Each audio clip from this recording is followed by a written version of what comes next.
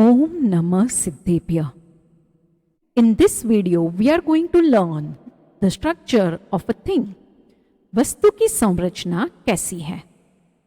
In the previous video, we learned that as per the Jain Dharma, Dravya can be classified into 6 different categories. Jeev, Pudgal, Dharmastikay, Adharmastikay, Akash, Kal. In this video, we will understand that what is the structure of this द्रव्य. इन द्रव्यों की रचना कैसी है? द्रव्य अर्थात वस्तु. A thing is called as वस्तु. वस्तु को देखने की 3 मुख्य दृष्टियां हैं. उसे हम एक दृष्टांत से समझेंगे. यहाँ दृष्टांत में भारत लिया है. वैसे तो भारत कोई वस्तु नहीं और उसके भेद यहाँ भिन्न भिन्न प्रांत रूप प्रदेशों से किए हैं. वैसा वस्तु का स्वरूप तो नहीं.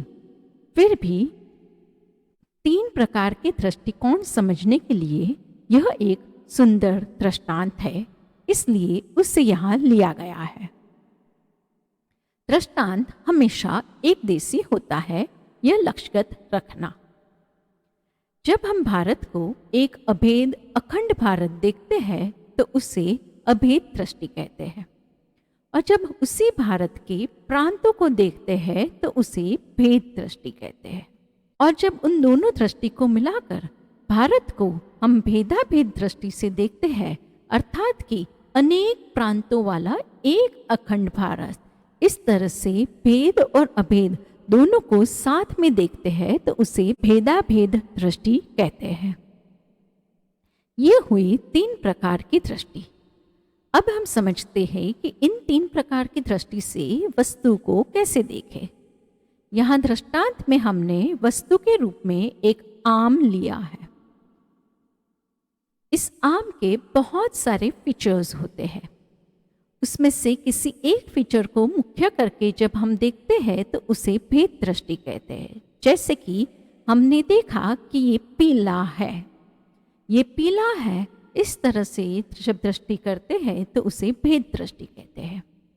यदि हम उसके पीलेपन के फीचर को मुख्य ना करें किंतु उसके आकार को मुख्य करें तो भी यह भेद दृष्टि है, क्योंकि हमने आम के बहुत सारे फीचर्स में से एक फीचर को मुख्य किया है. यदि हम आम को फीचर्स की अपेक्षा नहीं देखना चाहते किंतु हम आम को एक पूरा अखंड अभेद आम देखते हैं तो उसे अभेद दृष्टि कहते हैं. जब हम भेद और अभेद दोनों दृष्टि को मिलाकर देखते हैं तो उसे भेदाभेद दृष्टि कहते हैं. जैसे कि हम इसे देखते हैं कि ये एक येलोइश सेमी ओवलिश मैंगो है, इसे भेदाभेद दृष्टि कहते हैं. यदि आपका ध्यान गया हो तो हमने आम शब्द 2 बार लिखे हैं. 2 भिन्न भिन्न दृष्टिकोण से उसे आम कहा गया है. जब हम आम को अभेद दृष्टि से देखते हैं तो उसे द्रव्य कहते हैं, और उसी आम को जब हम भेदाभेद दृष्टि से देखते हैं तो उसे वस्तु कहते हैं. इस प्रकार द्रव्य और वस्तु में अंतर है. फिर भी वस्तु के लिए द्रव्य शब्द पर्यायवाची के रूप में इस्तेमाल होता है. जब हम अपेक्षा से देखते हैं तो हमें ध्यान रखना है, अभेद अपेक्षा से देखते हैं तो उसे द्रव्य कहते हैं, और जब हम भेदाभेद दृष्टि से देखते हैं तो उसे वस्तु कहते हैं. इस तरह हमने 3 भिन्न भिन्न दृष्टियों से वस्तु को कैसे देखते हैं ये समझा. अब हम वस्तु की संरचना को समझेंगे. वस्तु भेदाभेद स्वरूप है. जब उसे अभेद देखते हैं तो उसे द्रव्य कहते हैं. जब उनके भेदों को देखते हैं तो उन्हें पर्याय कहते हैं. एक बात खास लक्ष्य में रखना, ये जो भेद है वो अभेद से भिन्न नहीं किंतु अभेद में अंतर्गर्भित अर्थात समाहित है. जैसे कि आम का पीलापन, आम का आकार जब हम अभेद दृष्टि से देखते हैं तो उस आम में ही समाहित है.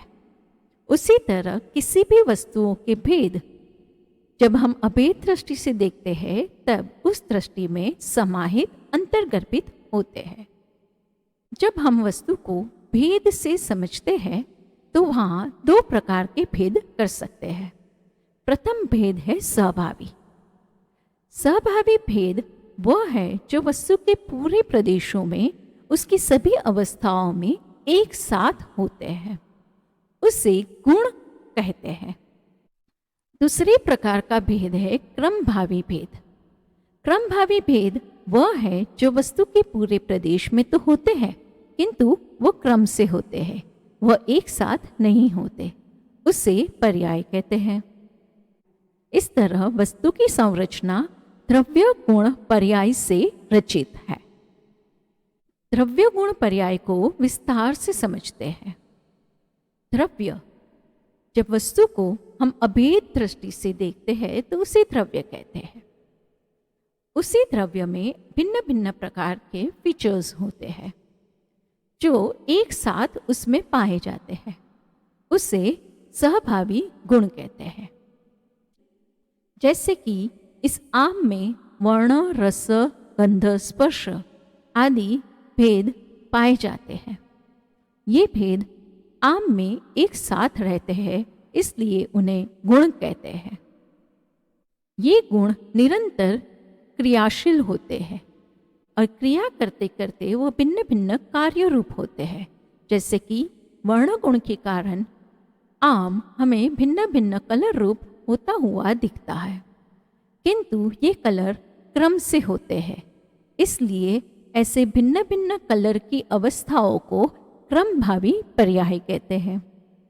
उसी तरह रस गुण भी क्रियाशील है।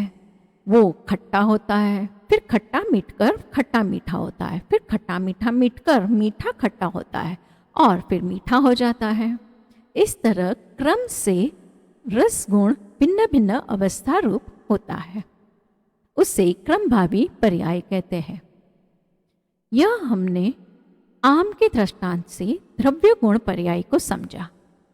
अब हम अपने स्वयं की संरचना को समझेंगे। हम एक जीव पदार्थ है। जब हम स्वयं को एक अखंड रूप देखते हैं तो उसे जीव द्रव्य कहते हैं। इस जीव द्रव्य में सहभावी अनेक गुण हैं, जैसे कि दर्शन, ज्ञान, चारित्र, सुख। ये सभी एक साथ जीव द्रव्य में होने के कारण उसे सहभावी कहते हैं, उसे गुण भी कहते हैं। अब ये सारे गुण क्रियाशील होते हुए कुछ ना कुछ कार्य करते हैं। जैसे कि ज्ञान गुण का कार्य है जानना। वो अभी कमल को जान रहा है, फिर वो बैल को जान रहा है, फिर वो वायलिन को जानता है और फिर ध्वजा को। इस तरह ज्ञान गुण की भिन्न भिन्न अवस्था निरंतर होती रहती है, जो क्रम से होती है, इसलिए इन अवस्थाओं को क्रमभावी पर्याय कहते हैं।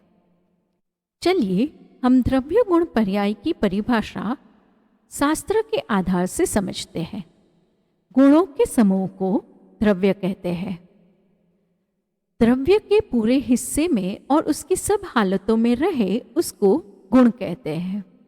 इसे थोड़ा विस्तार से समझते हैं। यहाँ दो मुख्य बातें कही, द्रव्य के पूरे विस्तार में हो और उसकी सब हालतों में हो। चलिए समझते हैं कि इसका अर्थ क्या है। यहाँ आप देखेंगे कि आम के इस भाग में येलो वर्ण नहीं है और वो येलो वर्ण आम से बाहर भी है। ऐसा गुण का स्वरूप नहीं है। गुण वस्तु के पूरे क्षेत्र में होता है। द्रव्य के पूरे हिस्से में हो उसे गुण कहते हैं। अब हम ये समझेंगे कि गुण द्रव्य की सारी हालतों में होता है। इसका अर्थ क्या? यहाँ भिन्न भिन्न अवस्था रूप केरी को दिखाया है। इन सारी ही अवस्थाओं में वर्ण गुण पाया जाता है। आम कभी भी ऐसी अवस्था रूप नहीं दिखेगा कि जब आम में कोई वर्ण ही, कोई कलर ही ना हो। चाहे वो ग्रीन हो, चाहे लाइट ग्रीन हो, चाहे लाइट येलो हो, चाहे येलो हो, किसी ना किसी वर्ण रूप, किसी ना किसी कलर रूप आम जरूर रहेगा। यही गुण का स्वरूप है। अब हम पर्याय का स्वरूप समझते हैं।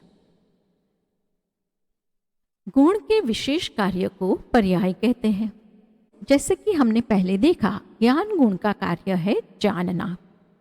ये जो भिन्न भिन्न पदार्थों को जानने रूप उसकी अवस्था हो रही है, उस अवस्थाओं को पर्याय कहते हैं। और क्योंकि ये पर्याय क्रम से हो रही है तो वो क्रम भावी पर्याय है। चलो अब हम पर्याय के स्वरूप को विशेष समझते हैं। क्या पर्याय गुण और द्रव्य में से आती और जाती है?